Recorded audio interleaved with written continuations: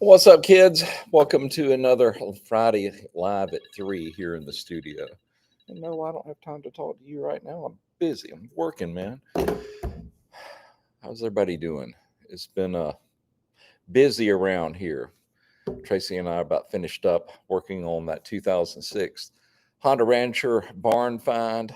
I've been running down an issue on that white Z1000 turbo. I think I'm zeroing in on what the issue was. And I'll share that with the class once I figure it out. So, what has the rest of the team been up to?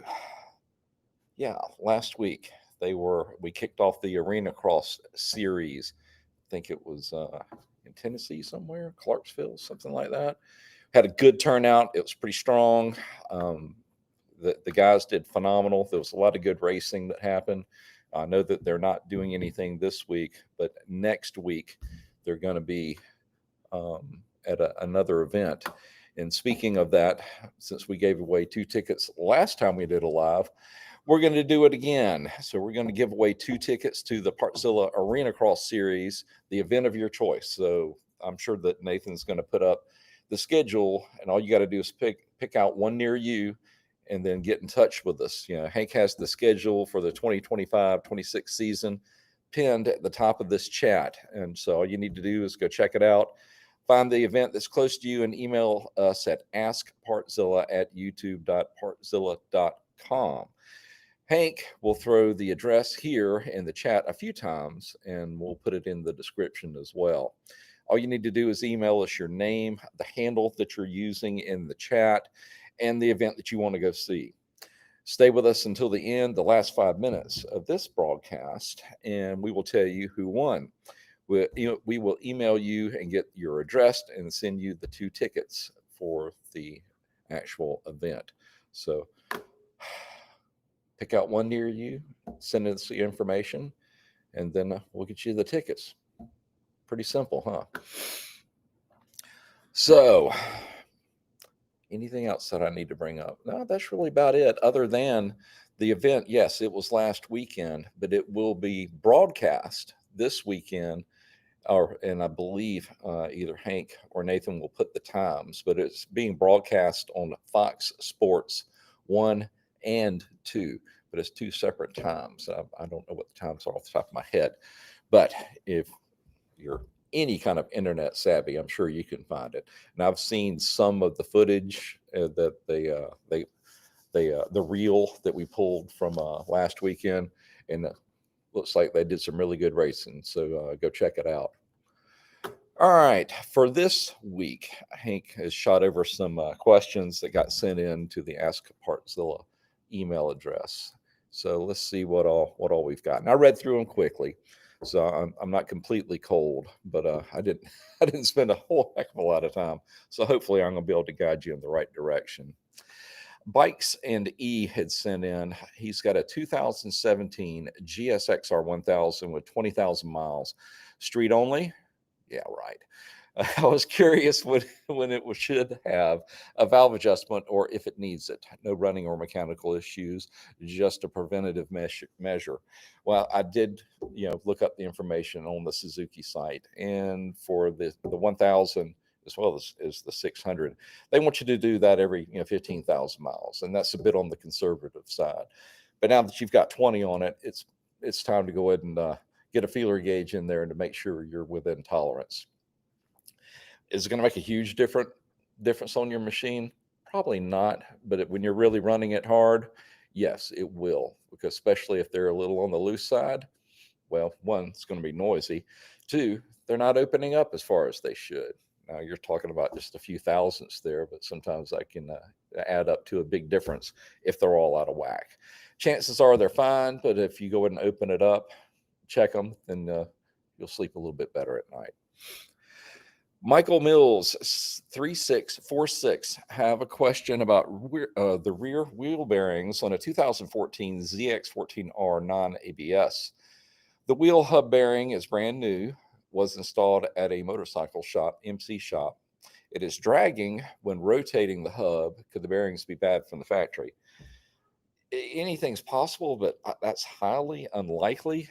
A couple of things I would want to check. Are you sure that you've got the wheel square in there? look at your adjusters to make sure that they are where they're supposed to be.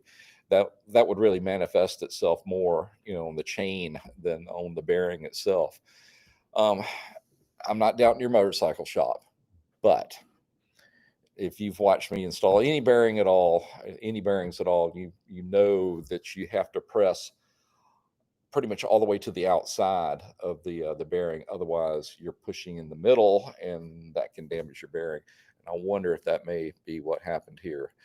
Maybe the mechanic pulled a special tool that was a little too small for the job, didn't go out quite far enough, and now he's damaged that inner race or that inner bearing. So sounds like you probably need to take it back to them and say, all right, guys, this isn't right. Let's try this again, or maybe go to a different place. But if you've obviously paid somebody to do this, they need to do it right. So they need to go back and repair it. I'd be curious to find out or to know what you figure out on this. So if you're listening or watching right now, once you figure this out, send us an email. Maybe we'll set you up with a swag pack for responding. Jason Simpson. He has a 2002 Honda 400EX. It backfires through the carb, will not idle, and it stalls out. Runs fine up top, pretty strong. Set for a while. And the person told me that I purchased it from. Did a carb rebuild kit and still the same issue. Please help. Sometimes just doing a carb rebuild kit is not enough. Yes, you can replace the jets in it, but what you can't get to are the internal areas of the carburetor, and it sounds like those are stopped up. Now, sometimes a carb dip can straighten those out. Other times you can put it in an ultrasonic bath. And then there are times where it's just so bad it's not going to clean out. But yours, it sounds like it's being choked on the low circuit. And of course, that's going to be the smallest circuit and the easiest one to stop up with fuel just hanging around there much longer than it should. Case in point, that 2006 sitting on my table. Guess what? I went through and did a complete rebuild on the carb, new jets, flip bowl, needles, I mean, the whole 9 yards. And it didn't work. No matter what I did, I couldn't keep that thing from overflowing and just peeing all over my lift. So I ended up putting on a new carburetor. Just keep that in mind, because with all the parts that I put in to the rebuild the carburetor, which is now sitting on my bench under, in a trash pile, I could have bought a new one, or I was within $40 of it. So it didn't make any sense to do what I did financially when I could have just bought a new carb. So you may want to consider the same thing on that 400EX. Just be leery of it now. I remember one or several instances when I was at the dealership level, people would bring in their TRX 250s. They bought them one for Christmas. They didn't use it for 8 or 9 months after an initial Christmas rush wore off, and it needed to have another carb. Well, by the time we just put in labor to pull it down, clean it, and put it back in, you could have bought a new carb. So sometimes it's just not worth the time and the parts to rebuild it when you can replace it cheaper. I know we live in a throwaway society, but sometimes it's the better way to go. Was in that one's case. All right, Andrew Shuck. I've got a 2014 KX250F. It has a sputter or a miss right at the beginning of the throttle, but it's fine when you give it more gas. Should I buy an EFI tuner or something? No, because a tuner it would just be masking an underlying problem. Something else is going on that's making it stutter off of your initial hit on the throttle. I would wonder, and I'd want to inspect the actual plates on the throttle body to make sure that they're clean, functioning, or moving as they should, and mainly just clean, especially on the back side, because it may be spitting up some contaminants up there. It's not allowing it to seat properly and do its job. But no, I wouldn't put a tuner on it to try to change its characteristics. It sounds like it just needs to be serviced. And also make sure that your throttle position switch hasn't, or sensor hasn't been jogged one way or another and is set in the right position. And once those things are set, generally you don't have to mess with them again. But I have seen them lose or be off of where they should be. And that could be because they physically got moved, or the electron or the sweep on the inside has started to deteriorate and not getting a clean signal back to the ECU. Carter Funair. Hey, John, I need some help with a 99 400EX. We get at least 2 400EX questions per week. I've said it a couple of times. I can't wait till I rebuild that huge pile of crap that I bought like 4 years ago that's just been sitting in the corner of a warehouse the entire time. There's nothing good about it. Everything's going to have to be redone. So that'll be a fun one. All right, back to the question. I just replaced the solenoid and the starter, and the solenoid still just clicks once every time I hit the start button. How do I fix this? Well, providing, of course, you've got a good battery. You didn't mention that, but I'm just assuming that you do. Then you have the start circuit, which consists of the kill switch being in the run position. Then you've got the start button. If you've replaced the solenoid and you've replaced the starter, and you can hear the solenoid click, and yet it's still not turning over the engine, one of two things. It could be that where the starter goes in, you've got a gear reduction or reduction gear that goes to the internals of the engine, which then turns it over. Could there be something wrong there? Is that binding up? Possibly. The other one that I think is more likely is look at your ground side of the circuit. That ground wire that comes off the battery goes down to the frame, and it goes down to the frame. I've seen instances where that connection, although it looks good from the outside, has corrosion in between that connection and the frame itself. Pull that bolt out. I think it's a 10 millimeter. Get out the wire brush, clean off the frame, clean off the back of that negative, and then put it back on there and see what she does. Chances are that's your weak point. It's got enough juice, or it's letting enough juice flow to at least turn on your lights and click that solenoid, but it's not delivering the amperage it needs to turn the engine over. But and it's being strangled over on the negative side. Also check the connection at the battery. I've seen the same thing happen where the wire is connected to the top of the battery. It looks fine. When you lift it off, there'll be a layer of corrosion in between those two surfaces.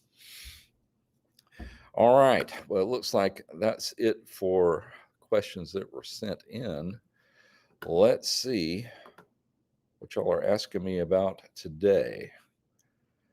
I got a few of them here. Shade Larson. I think we've talked before. So this is a return customer. Hey, John, an 06 YFZ 450 with low hours, having issues with the lights flickering and not charging the battery. I've replaced or swapped everything but the resistor and harness. I'm betting you're talking about the regulator. The regulator and the harness. Any thoughts? Well, back to that negative side of the harness equation again. Check all those connections, like I was just discussing about that 400EX.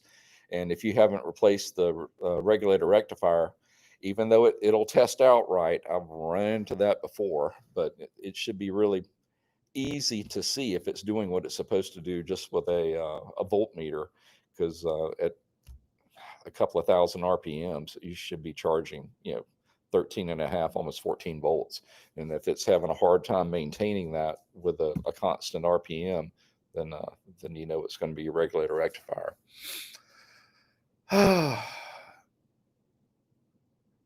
Air Dreams 12015 asks, Yamaha R3 replaced the antifreeze radiator cap, overflow, and hoses, still having a slight overflow drip from the overflow reservoir. Thoughts on what may be the issue? Is there a crack up at the neck of that? Because that overflow is just when it's getting overpressured, and hopefully that's not the case. but you said it's dripping from the overflowed reservoir. I would wonder if that neck has a crack in it. I ran into that, oddly enough, on John's YXZ. We ended up having to replace the radiator in there. One, because the cap that we had a little too much of too high of a pressure, and it ended up splitting the seam at the top of the radiator where the cap attaches, and it was just constantly leaking, and then eventually went pow. So, but for other reasons. So I would be curious that you may not be able to see it, or you haven't looked close enough. There may be a crack on that neck, on the filler neck itself, where that cap goes. Take a peek there and see what you see. All right, Perry 4235 asks 06 GSXR 600 STVA issue.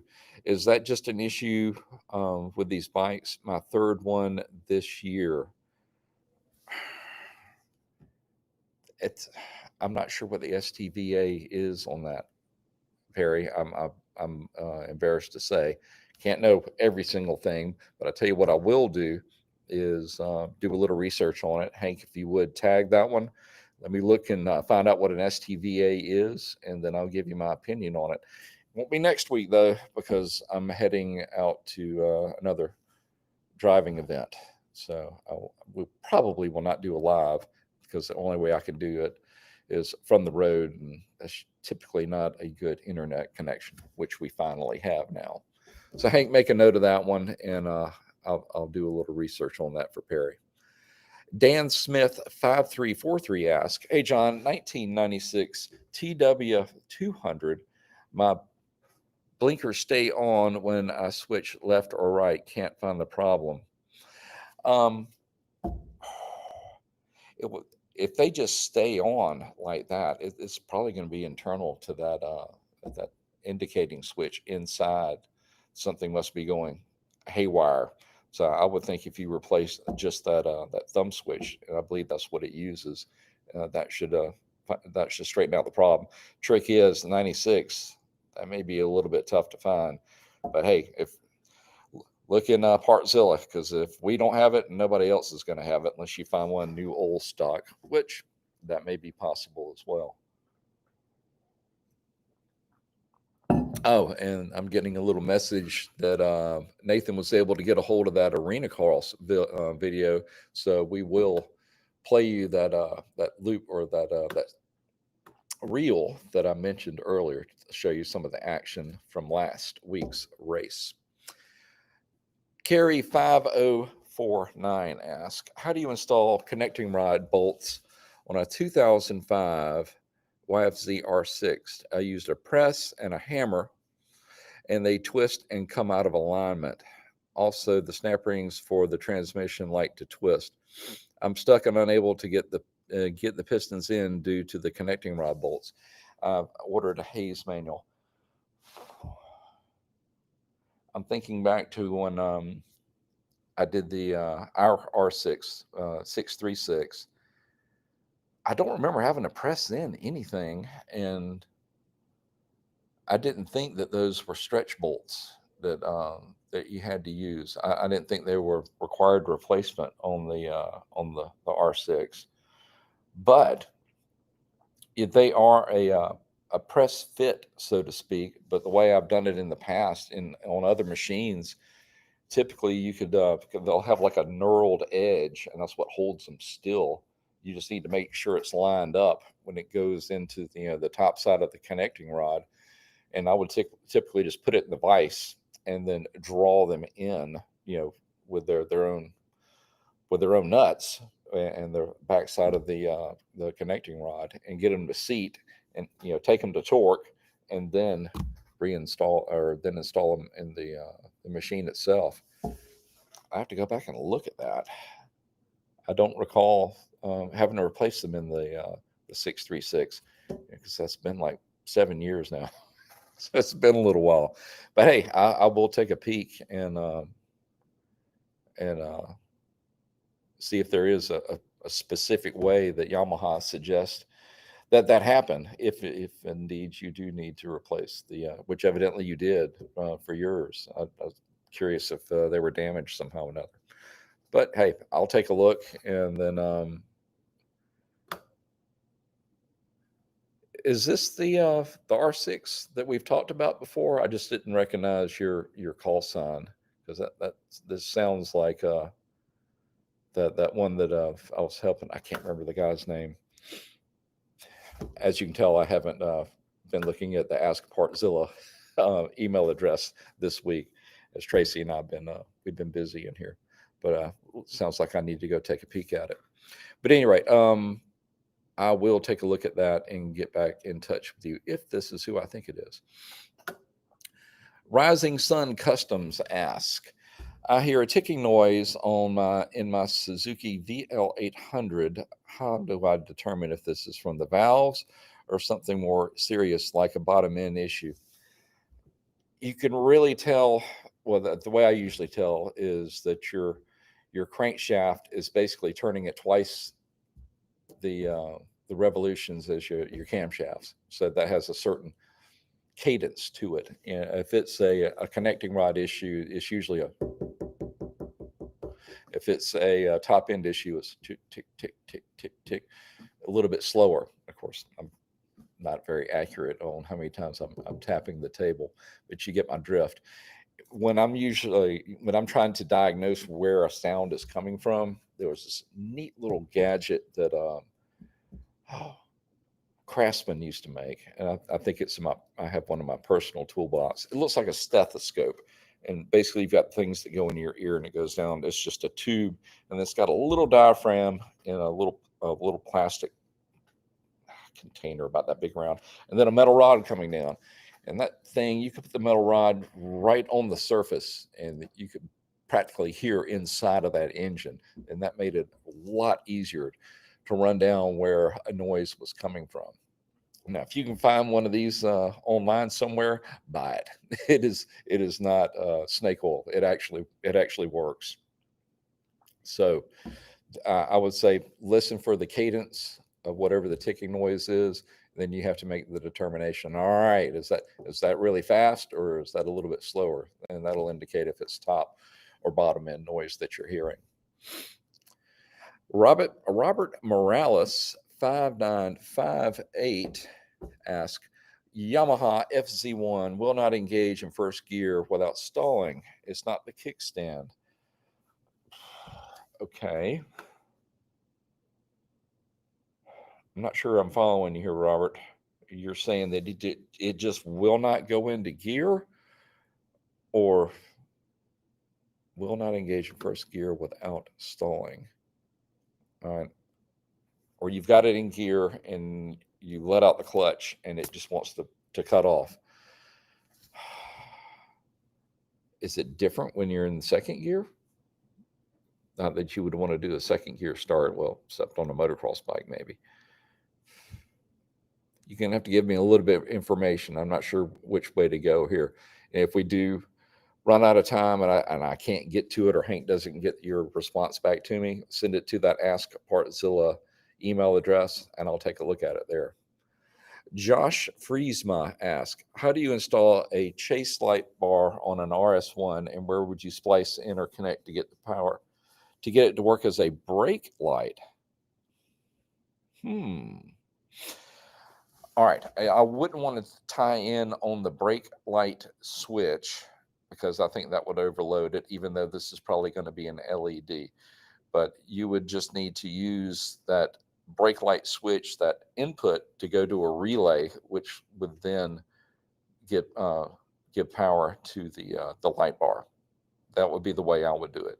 I would not just try to scab it in there and try to make it drive both circuits. I think that may be too much for it. You're trying to blind somebody behind you.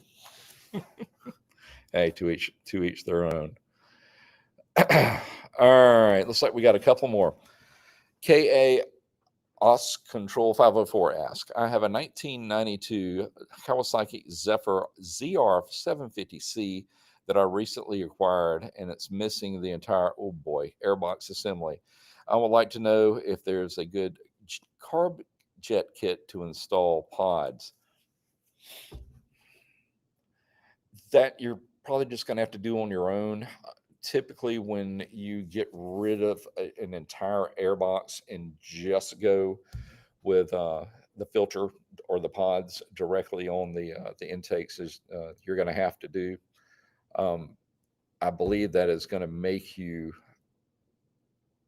need to send more fuel because it's going to have access to easier air. So you just want to richen it up just a little bit. And how is there an exact number? No, because you're kind of in a uncharted territory where you're going to need to adjust your jetting just a little bit in increments and do plug reads and plus throttle response to get it dialed in. It'll be an arduous adventure, but we're well worth it, especially because you're doing what you have to do. If you can't get an airbox, then that's pretty much it. You're going in the right direction to make the bike rideable.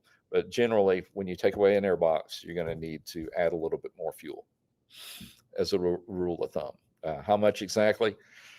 Not a lot, but it's going to be a little just to get it to run correctly and not lean it out too much. My Crumbs Fit ask, 2023 KLR 650. Do the headstock bearings loosen up after break in? No. Well, yeah, it's going to wear in a little bit. If you're concerned about it, just lift the front end up and see if it's clicking at all or if it's got any play in it. And if that's the case, just loosen up the top of the neck, give it a tap or two to tighten it back up, and then relock it. But should they loosen up? They shouldn't, but who's to say they weren't a little loose when you started? All right, that looks like it for questions that were sent in for today. And anything that I missed, like I said, Hank will send those to me later, and I'll do my best to look at them. This week was a little hectic around here, but in a good way. That being said, they are telling me that they've got the Arenacross video queued up. So Hank or Nathan, if you would, play that for us.